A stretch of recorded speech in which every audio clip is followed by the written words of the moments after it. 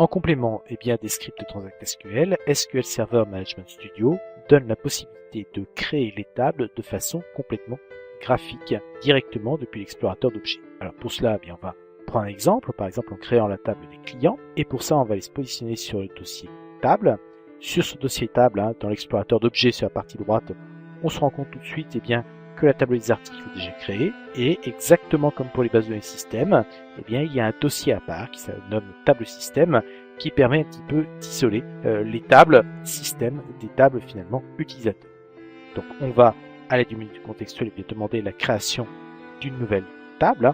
On voit qu'on a différents types de tables, des tables optimisées pour la mémoire ou des tables de type file stream, c'est-à-dire des tables qui vont stocker des informations sous forme plutôt de fichiers externes à la base, mais dans un dossier nommé file stream qui est quand même protégé par le moteur de base de données. Pour l'instant, on se contente de créer une table simple, c'est-à-dire en mode relationnel. Voilà, quelques instants pour permettre à l'outil de lancer l'interface graphique.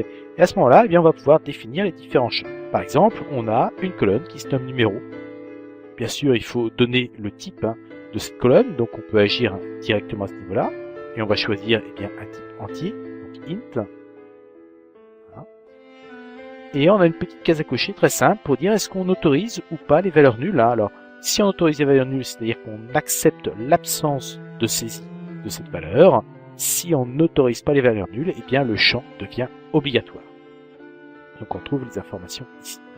Bien évidemment que les informations que l'on peut faire dans la partie graphique, on les retrouve au niveau des propriétés de la colonne. On retrouve par exemple le nom de la colonne, numéro, c'est la valeur qu'on a tapé en haut, mais également le autoriser les valeurs nulles, on le retrouve sur autoriser les valeurs nulles, et donc si je recoche la case à cocher, automatiquement la propriété devient positive à oui.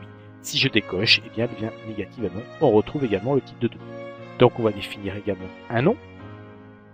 Le nom, on va le stocker en nvarchar. Donc on va pouvoir modifier la définition. Donc, faire par exemple à ce niveau-là. 30, voilà, 30 caractères simplement pour le nom. On va rendre le nom obligatoire. Et puis on peut également définir un prénom. Également en nvarchar.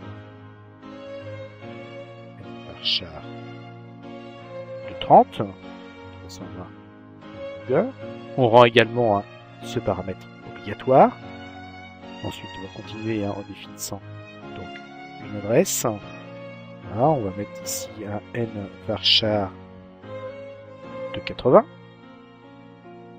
On va les optionnels. Un code postal. Code postal en char de 5 caractères. On ne va pas stocker de l'Unicode pour un code postal. Par contre, on le maintient en chaîne de caractères de façon à stocker les codes postaux qui commencent par un 0. Si on le stocke en type entier, il va pas conserver le premier 0. On va mettre la ville, comme étant par exemple, allez, on va continuer sur du nvarchar de 30. Et enfin, un téléphone.